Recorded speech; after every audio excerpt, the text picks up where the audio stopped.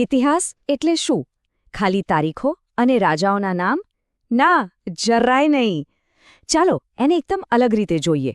એકદમ રોમાંચક, એક વિશાળ જાસૂસી વાર્તાની જેમ, જેમાં આપણે બધા ડિટેક્ટિવ છીએ અને જે કેસ આપણે સોલ્વ કરવાનો છે એ હજારો વર્ષ જૂનો છે. તો પછી સૌથી મોટો સવાલ એ છે કે આપણને ખબર કેવી રીતે પડે કે આજથી 4000 વર્ષ પહેલાં શું થયું હતું? કોઈ કહેવાવાળું તો છે નહીં. આ જ સવાલ આપણી આખી તપાસનો પાયો છે. આ જ આપણને ભૂતકાળના રહસ્યો ઉકેલવા માટે મજબૂર કરે છે. જરા આ તસવીર પર નજર કરો. આ છે મોહેન્જો-દડોના ખંડેર.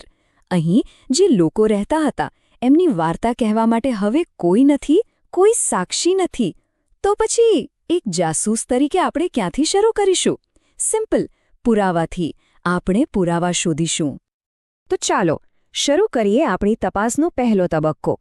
આપણે એ પુરાવાઓ પર ધ્યાન આપીશું જે ભૌતિક છે, જેને આપણે સ્પર્શી શકીએ છીએ, જે પુરાતત્વવિદો જમીનની અંદરથી ખોદીને બહાર કાઢે છે.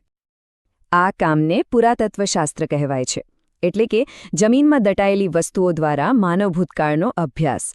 અને બસ એ જ રીતે વિચારો, જાણે કોઈ ક્રાઇમ સીનની તપાસ ચાલી રહી હોય અને પુરાતત્વવિદો એ જ આપણા જાસૂસ છે, જે નાના નાના ટુકડાઓ જોડીને આખી વાર્તા બનાવે છે. જેમ કે આ પથ્થરના ઓજારો. હવે ભલે આ એકદમ સાદા લાગતા હોય, પણ આ આપણા સૌથી પહેલા અને સૌથી અગત્યના પુરાવા છે. આનાથી જ ખબર પડે છે કે એ સમયના માણસો કેવી રીતે વિચારતા હતા, કેવી રીતે ટકી રહેવા માટે નવી નવી ટેકનોલોજી વિકસાવતા હતા. ખરબચડા ઓજારથી લઈને વધુ સફાઈદાર ઓજાર સુધીની સફર, એ જ તો પ્રગતિ છે.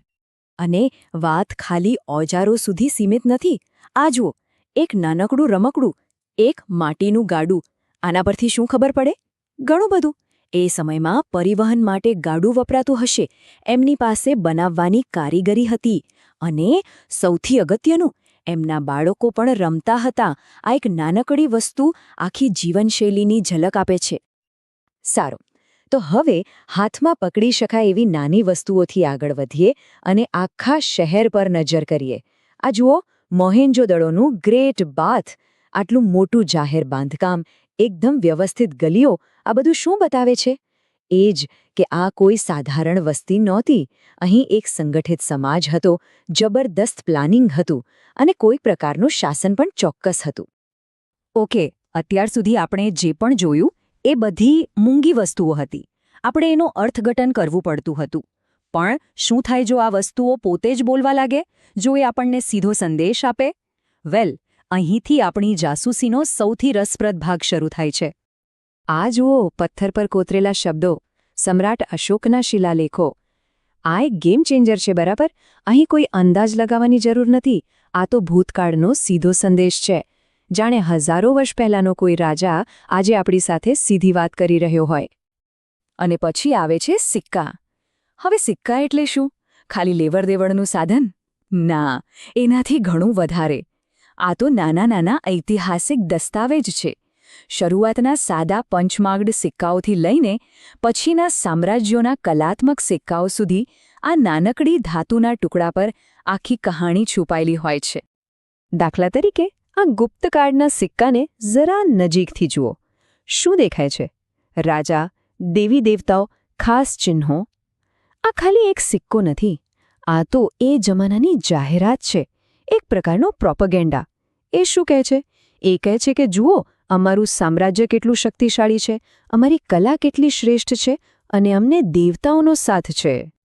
તો જ્યારે આપણે આ બધા પુરાવાઓને વાંચતા શીખી જઈએ છીએ, ત્યારે શું શું જાણવા મળે છે? આપણને રાજાઓ અને એમના રાજવંશોના નામ ખબર પડે છે. એમના સામ્રાજ્ય ક્યાં સુધી ફેલાયેલા હતા એનો અંદાજ આવે છે. લોકો શું માનતા હતા, કયા દેવદેવીઓને પૂજતા હતા, એમની આર્થિક સ્થિતિ કેવી હતી અને એમની કલા અને ટેકનોલોજી કેટલી આગળ હતી, આ બધું જ આ નાના નાના સુરાગમાંથી બહાર આવે છે. સારું, તો અત્યાર સુધી આપણે એક એક પુરાવાને ધ્યાનથી જોયો, જાણે માઇક્રોસ્કોપ નીચે. હવે ચાલો થોડા પાછળ જઈએ અને ઝૂમ આઉટ કરીને જોઈએ કે આ બધા ટુકડાઓ ભેગા મળીને કેવું ચિત્ર બનાવે છે. આ નકશા પર જે ટપકા દેખાય છે ને, એ દરેક ટપકું એક પુરાવો છે, એક જગ્યા છે જ્યાંથી આપણને કંઈક મળ્યું છે. હવે જ્યારે આપણે આ બધા ટપકાને જોડીએ છીએ ત્યારે શું થાય છે? અચાનક એક શહેર નહીં પણ એક આખી સભ્યતાનો નકશો આપણી સામે આવી જાય છે. એનો ફેલાવો દેખાય છે, જાણે એક ખોવાયેલી દુનિયા ફરીથી જીવતી થઈ રહી હોય.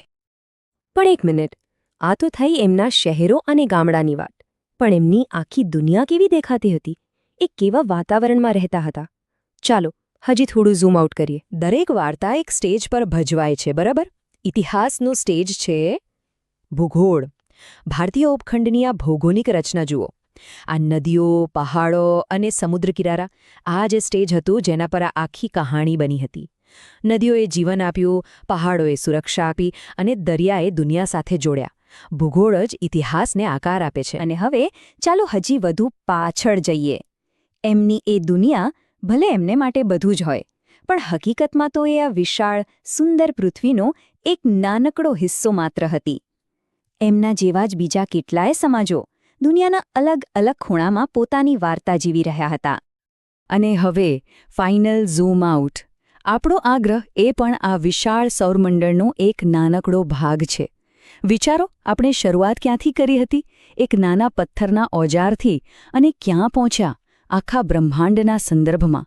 આ આપણને યાદ અપાવે છે કે માણસની દરેક કહાણી આ જ વિરાટ મંચ પર ભજવાય છે. તો શું આપણી તપાસ અહીં પૂરી થઈ ગઈ? બધા જવાબો મળી ગયા? ના, બિલકુલ નહીં. હકીકતમાં ઇતિહાસમાં દરેક જવાબ પોતાના સાથે 10 નવા સવાલો લઈને આવે છે. આ તપાસ ક્યારેય પૂરી નથી થતી. અને આ જ વાત સમજવાની છે. ભૂતકાળ ક્યાંય ગયો નથી. એ બસ ટુકડાઓમાં વહેંચાયેલો છે. અને આપણું કામ, એટલે કે ઇતિહાસના જાસૂસોનું કામ, એ ટુકડાઓને શોધીને પાછા જોડવાનું છે. અને અંતે જતા જતા એક સવાલ. જરા વિચારો, આજથી હજારો વર્ષ પછી જ્યારે ભવિષ્યના જાસૂસ આપણો સમય તપાસશે, ત્યારે એમને શું મળશે? આપણે એમના માટે કેવા પુરાવા છોડીને જઈ રહ્યા છીએ? આપણા પ્લાસ્ટિકના પહાડ? આપણા ડિજિટલ અવશેષો? એ પુરાવા આપણી શું વાર્તા કહેશે? કારણ કે આ તપાસ હંમેશા ચાલુ જ રહે છે.